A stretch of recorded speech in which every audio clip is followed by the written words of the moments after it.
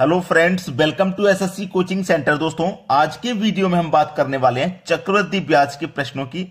UP police की आप तैयारी कर रहे हैं, दिल्ली पुलिस की कर रहे हैं या फिर रेलवे की कर रहे हैं, तो आप इनको बहुत अच्छे से सीख लीजिए। चलिए स्टार्ट करते हैं। पहला सवाल है, 1,000 रुपए पर 2 वर्ष का 10% वार्षिक दर से चक्रवृद्धि ब्याज क्या होगा।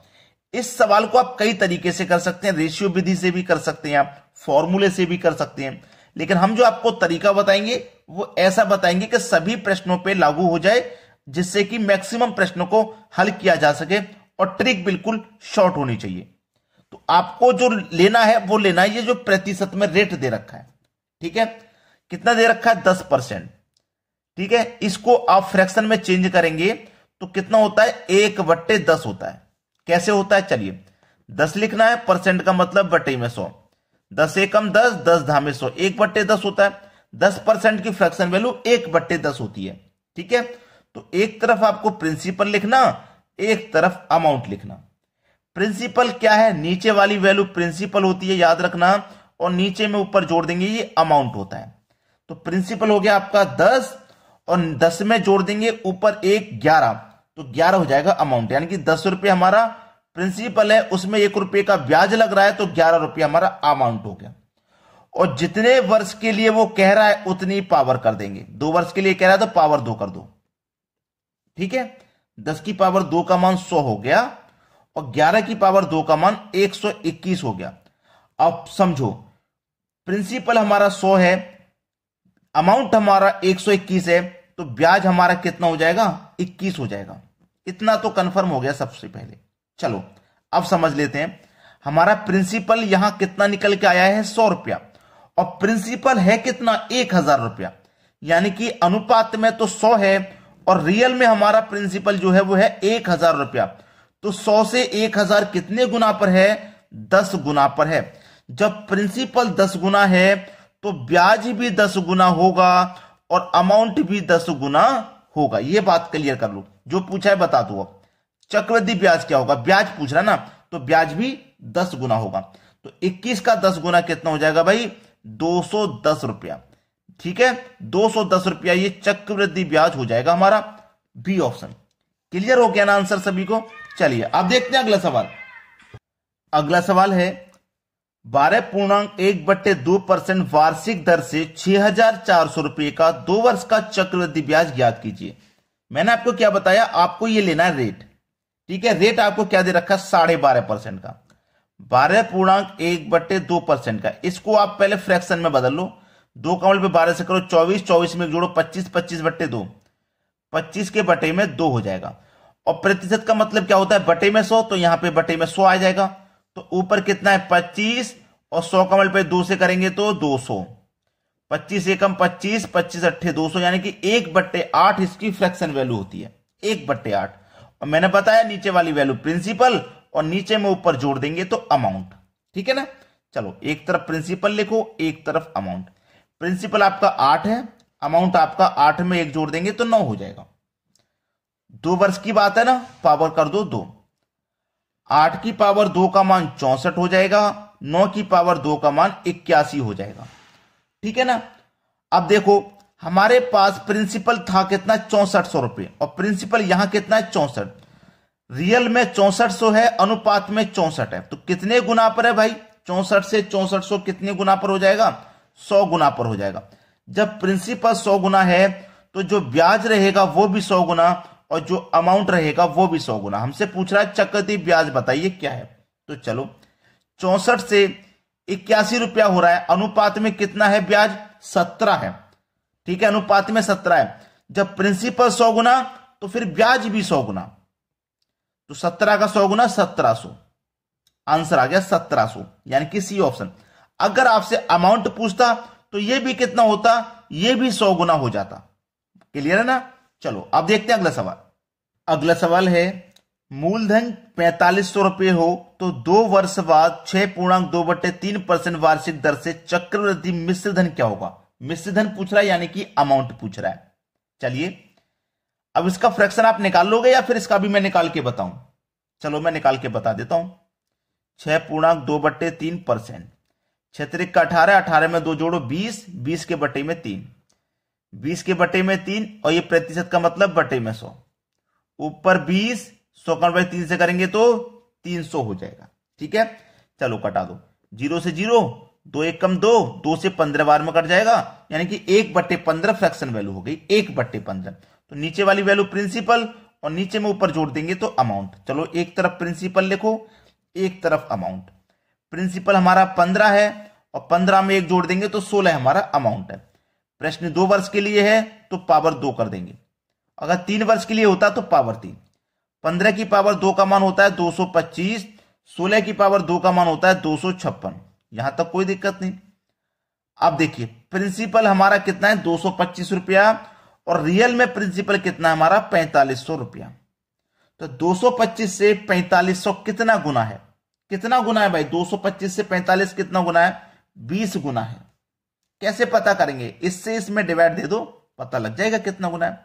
ठीक है, ऐसे पता लग जाता है, 20 गुना है ना। तो देखिए ब्याज भी आपका 20 गुना होगा, अमाउंट भी 20 गुना। आपसे पूछा चक्रवृद्धि मिश्र धन क्या होगा, यानी कि अमाउंट पूछ रहा है, तो अमाउंट भी क्या होगा, अमाउंट भी आपका 20 गुना हो जाएगा। कर दो भाई 20 गुना, ये 0 आ जाएगा हमारा लास्ट में। 2 छिक्के 12 का 2, कैरी का 1, 2 पंजे 10, कैरी का 1 11, कैरी का फिर से 1, 2 दूने का 4, कैरी का 1 5, 5120, 5120। डी ऑप्शन हो जाएगा प्रश्न का बिल्कुल सही आंसर। क्लियर कर लिया ना सभी ने। चलो अब देखते हैं अगला प्रश्न। अगला सवाल है, कोई राशि 10% वार्षिक दर से उधार दी जाती है और 3 वर्ष के अंत में 1331 रुपए प्राप्त होते हैं, तो बताओ उधार दी गई राशि क्या है। अब देखो 10% का फ्रैक्शन वैल्यू मैंने पहले ही बता दिया था आपको कि 10% का फ्रैक्शन वैल्यू 1/10 होता है, पता कि नहीं। तो प्रिंसिपल लिखो, अमाउंट लिखो। प्रिंसिपल कितना 10, अमाउंट कितना हो जाएगा, 10 में 1 जोड़ देंगे 11। अब प्रश्न 3 वर्ष के लिए है ना, तो पावर आप 3 करोगे। 10 की पावर 3 का मान हो जाएगा 1000, 11 की पावर 3 का मान हो जाएगा 1331। ठीक है ना। चलो आपसे बोला है कि 3 वर्ष के अंत में 1331 रुपए प्राप्त होते हैं, यानी कि जो ब्याज लगने के बाद मिश्र धन प्राप्त होता है वो 1331 है। कितना है भाई, 1331 है। कितने गुना पर है भाई, 1331 प्राप्त हो रहा है। कितना, 1331 ही तो प्राप्त हो रहा है। पहले भी 1331 था, प्राप्त भी 1331 रहा, तो एक ही गुना है केवल। जब अमाउंट आपका 1 गुना है तो आपका जो प्रिंसिपल है वो भी 1 गुना हो जाएगा, यानी कि 1000 हो जाएगा, और जो ब्याज होगा वो भी 1 गुना होगा। तो आपसे पूछा गया उधार दी गई राशि कितनी है, उधार दी गई राशि 1000 रुपये हो जाएगी। इसका मतलब वो प्रिंसिपल ही पूछ रहा है। प्रिंसिपल आपका 1000 रुपया हो जाएगा, जो कि हमारे बी ऑप्शन में। ये सवाल का बिल्कुल सही जवाब। अब देखेंगे अगला प्रश्न। अगला सवाल है, कोई धनराशि चक्रवृद्धि ब्याज की 8% वार्षिक दर से 2 वर्ष में 5832 रुपए हो जाती है, तो वह धनराशि है। आपके पास 8% का रेट है। 8% की जो फ्रैक्शन वैल्यू होती है वो होती है 2 के बटे में 25। अब आप निकाल लेना, क्योंकि तरीका मैंने आपको बता दिया है। ये प्रिंसिपल में ऊपर वाली वैल्यू जोड़ोगे, अमाउंट हो जाएगी। ठीक है ना। चलो ये प्रिंसिपल लिखो, ये अमाउंट। प्रिंसिपल 25 है, 25 में 2 जोड़ेंगे तो 27 आपका अमाउंट हो जाएगा। 2 वर्ष के लिए है तो पावर 2 कर देंगे।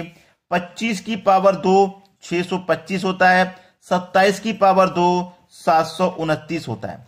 पूछा क्या आपसे, धनराशि पूछी है, यानी कि प्रिंसिपल। अब देखिए रेशियो में प्रिंसिपल कितना है, 625 है, और रियल में प्रिंसिपल आपका कितना है, रियल में वही बताना है। अब आप कैसे बताओगे, देखो 2 वर्ष में 5832 रुपए हो जा रही है, यानी कि कोई हमारा प्रिंसिपल था जो ब्याज लगने के बाद इतना हो गया, यानी आपके पास मिश्र धन अमाउंट दे रखा है कितना, 5832। अब ये कितने गुना पर है, 729 का ये कितना गुना है, 8 गुना है। कैसे पता करेंगे, इससे इसमें डिवाइड करके पता कर देंगे। ठीक है, तो 8 गुना है। जब आपका अमाउंट 8 गुना है तो आपका जो प्रिंसिपल है वो भी 8 गुना हो जाएगा। तो 625 का 8 गुना आप करोगे तो कितना हो जाएगा भैया, 5000 हो जाएगा। ठीक है, 5000।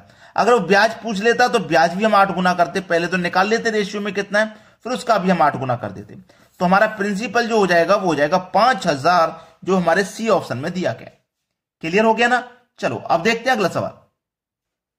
अगला सवाल है, 6000 रुपए का 10% चक्रवृद्धि ब्याज की दर से 2.1/2 वर्ष का चक्रवृद्धि ब्याज बताइए क्या है। अच्छा सवाल है, क्योंकि अब इस बार 2.5 वर्ष दिया गया है, 2 वर्ष नहीं, 3 वर्ष नहीं, 2.5 वर्ष दिया गया है। रेट 10% का है, ठीक है। चलो 10% की फ्रैक्शन वैल्यू आपको पता है 1/10 होती है, तो ये क्या हो गया आपका 10 और अमाउंट हो गया आपका 11। इतना क्लियर हुआ। ये 1 वर्ष का हो गया। दूसरा वर्ष का लिए आप क्या करोगे, 10 और ये भी 11 कर लोगे, ठीक है। इस तरीके के सवाल को करने का मैं सबसे आसान तरीका आपको बता रहा हूं। 10, ठीक है, और ये हो गया 11, 10 और ये 11, फिर से 10, फिर से ये 11। अब देखना इनका क्या होगा, 11 11 का क्या हो जाएगा मल्टीप्लाई, तो 121 होता है, ठीक है। 11 11 का मल्टीप्लाई 121 होता है कि नहीं होता। और 10 10 का मल्टीप्लाई कितना होता है, 100 होता है, 100 होता है। अब यहां पे जो सवाल है हमारा वो 2.5 वर्ष का है। अगर मैं उसको उसी ट्रिक से करने जाऊंगा तो क्या ये सवाल हो जाएगा मेरा, नहीं होगा। अगर मैं इसको इस तरीके से करूंगा तो क्या सवाल होगा मेरा, नहीं होगा। तो क्या करना पड़ेगा मुझे, इसमें थोड़ा सा दिमाग लगाना है कि ये जो प्रश्न है मेरा 2.5 वर्ष के लिए है, क्योंकि हम पावर को 2.5 नहीं रख सकते, आपको मालूम है पावर को 2.5 नहीं रख सकते हैं। जब पावर 2.5 नहीं रख सकते हैं तो सवाल को फिर क्या करें, देखो मैं बताता हूं क्या करना है। 10 और 10 कितना हो जाएगा, 20 हो जाएगा, ठीक है। ये मल्टीप्लाई मत करना, कर देते हैं बहुत सारे बच्चे, इसलिए तो मैं बता रहा हूं मल्टीप्लाई नहीं करना है, बिल्कुल भी नहीं करना। ये हमारा प्रिंसिपल होता है, और 10 में जोड़ देंगे एक, ये 11 हमारा अमाउंट हो जाएगा। तो 10 और 10 में एक जोड़ देंगे 11, तो 10 और 11 कितना होगा 21, ये हमारा 21 हो जाएगा। क्लियर हुई बात। चलो अब इसको सॉल्व कर लीजिए, आपके सवाल का आंसर आ ही गया समझो, ठीक है। आपके सवाल का आंसर समझो आ ही गया। ये हमारा 20 है और ये हमारा 21 है। कैसे आंसर आ गया, चलो देखो ये कितना है मेरा 20, 20 का मल्टीप्लाई 10 से करूं 200, 200 का मल्टीप्लाई 10 से करूं 2000, 2000 हो जाएगा। 21 का मल्टीप्लाई 11 से करूं, फिर 11 का मल्टीप्लाई 21 से करूं, ये हो जाएगा 2541, ठीक है ना, ये हो गया। अब ये हमारा प्रिंसिपल है और ये अमाउंट है। एक तरफ प्रिंसिपल निकालते हैं, एक तरफ अमाउंट। ये प्रिंसिपल है, अनुपात में प्रिंसिपल 2000 है और जबकि रियल में हमारा 6000 है। कितने गुना है भैया 2000 का 6000, 3 गुना है। जब ये 3 गुना है तो अमाउंट भी 3 गुना, ब्याज भी 3 गुना। चक्रवृद्धि ब्याज पूछ रहा है तो ब्याज निकाल लो भाई। 2000 प्रिंसिपल, 2541 हमारा अमाउंट, तो 541 हमारा ब्याज हो गया। तो जब ये 3 गुना तो ब्याज भी 3 गुना होगा। कर दो भाई 3 गुना, 3 एक कम 3, 3 चौके 12 का 2 कैरी का 1, 3 पंजे 15 कैरी का 1 16, 1623 रुपया, 1623 रुपया बी ऑप्शन प्रश्न का बिल्कुल सही जवाब। तो दोस्तों आज के वीडियो में इतना ही। वीडियो कैसा लगा कमेंट करके जरूर बताइएगा, ठीक है दोस्तों, धन्यवाद।